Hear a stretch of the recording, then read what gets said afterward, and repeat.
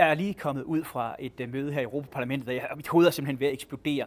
I ved godt, alle de her tossegode, venstreradikale NGO'er, som fortæller os om menneskerettigheder, om at vi skal tillade uhæmmet masseindvandring, om at vi skal give uhæmmede penge til den grønne omstilling.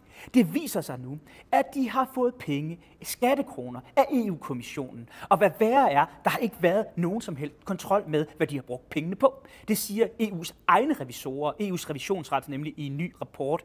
Ja, det er faktisk sådan, at nogle af de her NGO'er fuldstændig uhæmmet og uhindret har brugt penge på at lobbyere for deres egne sager.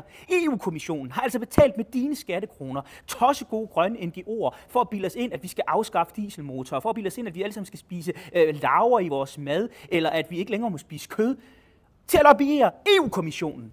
Vi har altså betalt hunden med dens egen hale. Så tosset er systemet hernede i EU. Og hvis du ikke bliver ved med at støtte patrioterne, så fortsætter det fuldstændig uhæmmet. Stop EU's vanvid. Stop de tossegode lobbyister. Stop med at give EU-midler til, at de kan propagandere for deres egne små pet-projekter.